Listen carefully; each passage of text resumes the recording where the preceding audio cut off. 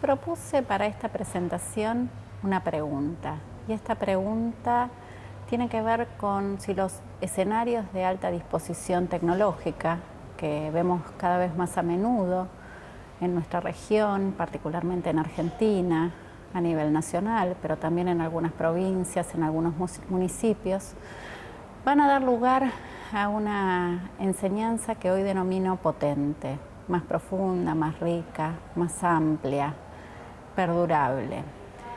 Y de alguna manera, para ilustrar esta pregunta, quiero traer una imagen. Esa imagen tiene que ver con mi Escuela Normal de Quilmes, tiene que ver con mi profesor de plástica, un lujo de profesor, Aldo Severi, que nos enseñaba fundamentalmente sobre los pintores impresionistas, nos enseñaba a entender la obra en su contexto, pero también nos enseñaba a pintar al modo impresionista. Y un día, mágicamente, pintó. El pintor que nos educaba pintó en clase. Yo recuerdo ese día con cariño, lo recuerdo deslumbrada aún hoy, y suelo pensar que es el día en el que elegí dedicarme a la educación.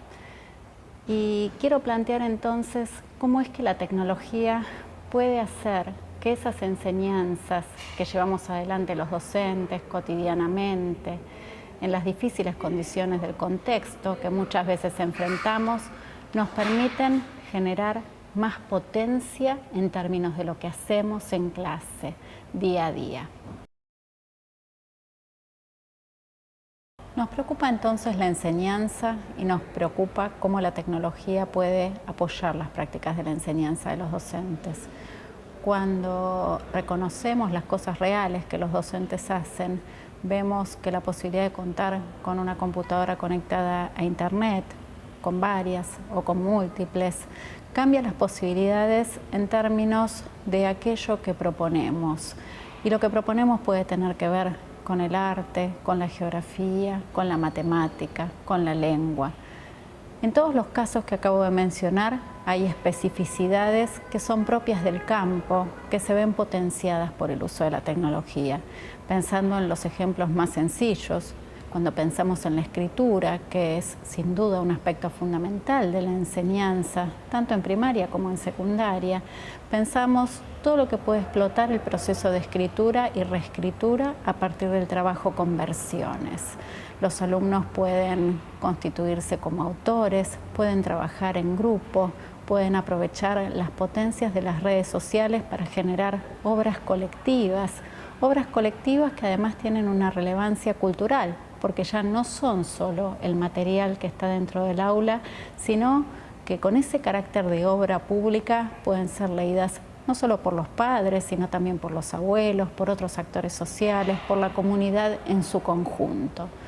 Todo el tiempo pensamos cómo hacer para captar a esos alumnos que parecen, el otro día escuchaba un docente decir, alborotados por la tecnología.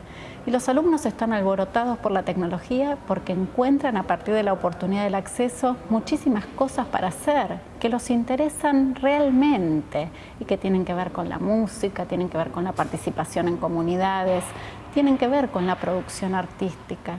Nosotros podemos generar puentes adecuados para traer este interés y esta potencia en términos culturales a la órbita del currículum, que es lo que nos preocupa en términos de la docencia.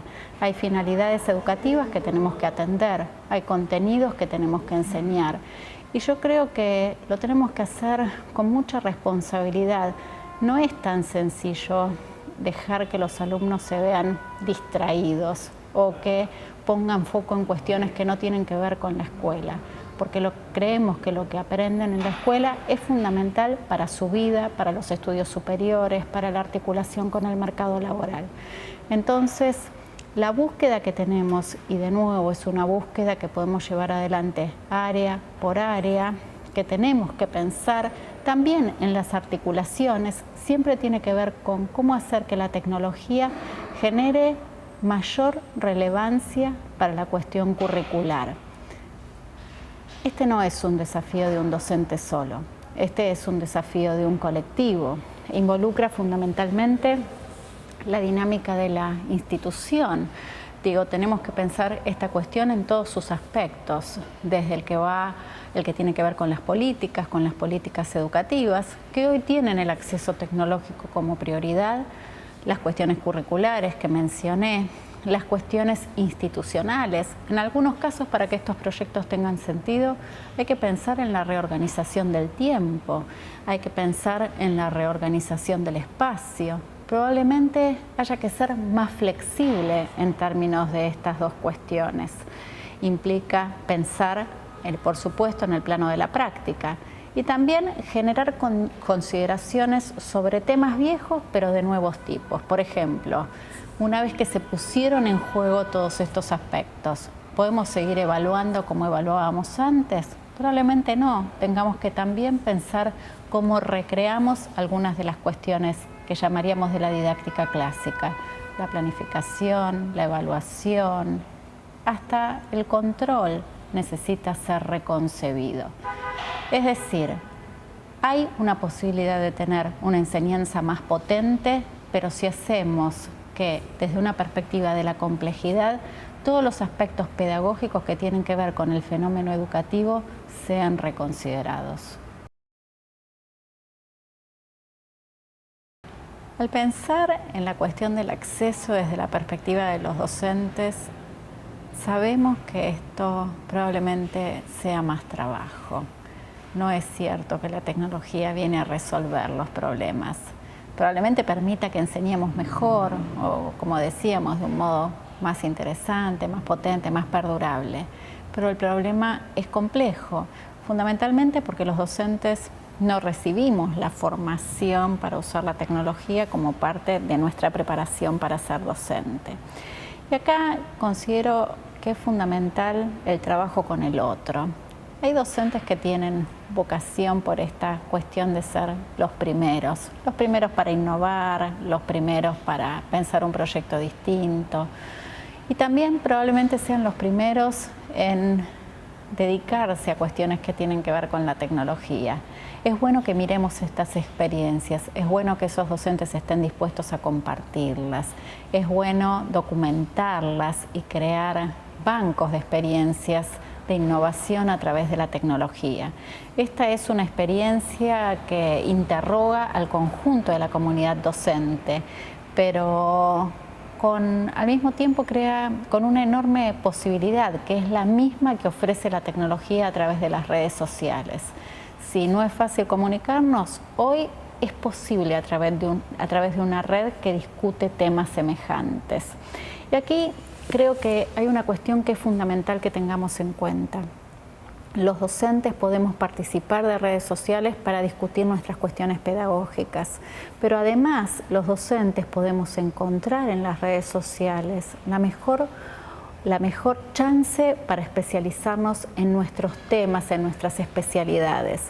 Hoy las comunidades prácticamente en todas las áreas están debatiendo, están construyendo conjuntamente, están investigando o poniendo a disposición lo que descubren a través de las redes. Hay que encontrar esos lugares, porque si yo soy docente y enseño historia, lo más probable es que además de una comunidad de docentes de historia para discutir temas didácticos, pueda encontrar una comunidad de gente que hace investigación en historia, una comunidad de gente que trabaja en algún tema, alguna cuestión particular vinculada a un periodo determinado. Participar de esa comunidad me permite ayornarme en la disciplina y esa es la puerta que nos abre la tecnología. Tenemos nuevos problemas, pero las oportunidades también son enormes y probablemente esta sea la más importante de las últimas décadas en términos de lo que es nuestra propia especialización temática. Por supuesto implica buscar, implica encontrar, implica saber dónde participar y en eso también son una enorme ayuda a los colegas. Hay una cuestión que me parece completamente relevante a la hora de pensar la tecnología educativa en perspectiva y tiene que ver con la construcción de conocimiento en el campo. Yo creo que probablemente muchas veces estemos haciendo incorporaciones de la tecnología a nuestra práctica de la enseñanza, que tiene que ver con el ensayo y el error. Muchas veces, si estas las documentamos o las contamos a un colega y el colega participa y nos da su opinión, generemos un nuevo nivel en términos de sistematización. Pero además lo que necesitamos es entender el significado de estas prácticas, de estas construcciones en términos teóricos. Necesitamos pensar cuestiones que son de nuevo tipo para el marco de análisis. Y acá quiero dar un pequeño ejemplo con el que estoy trabajando desde una perspectiva de investigación. Nos encontramos que en escenarios como el que ofrece el modelo 1 a 1, u otros que son de alta disposición tecnológica porque se cuenta con máquinas de mucha potencia conectadas a una buena red, encontramos posibilidades excelentes que tanto los docentes como los alumnos aprovechan. Sin embargo, estamos reconociendo en trabajos de investigación que, por ejemplo, los alumnos se quejan y dicen: tenemos un estado de saturación que no tuvimos antes. ¿Qué era el antes? El antes era el libro de texto que el docente elegía. ¿Qué es el ahora en este escenario? Bueno, las posibilidades que ofrece Internet, que son múltiples, tienen que ver con artículos, tienen que ver con materiales, tienen que ver con imágenes, tienen que ver con las wikis, tienen que ver con todas las alternativas que aparecen y que cuando los docentes las reconocen como valiosas, las van acumulando y luego las traspasan al alumno. Y el alumno dice: ¿qué hago con todo esto? Pasa lo mismo con el docente. El docente, frente a la inmensidad de los recursos, y por ejemplo hoy encontramos en portales 1000 recursos, 2000 recursos, 3000 recursos, dicen: bueno, pero ¿y cuál es el que vale la pena para mí? Tanto en el escenario del docente como en el del alumno estamos reconociendo un fenómeno que denominamos de saturación cognitiva. Hay que entender que acá hay una situación de saturación para volver a trabajarla, tanto en el plano de la enseñanza como en el plano del aprendizaje. Poder trabajarla implica reconocerla y nombrarla. Le estamos llamando saturación cognitiva. Podríamos encontrar de este tipo de situaciones otras múltiples, pero parte de nuestro trabajo hoy tiene que ver con reconocerlas y construirlas como teoría. Esa teoría además tiene el valor de marco para las prácticas, de marco pedagógico, de marco didáctico. Y esa probablemente sea la tarea más difícil que tenga hoy por delante el colectivo docente.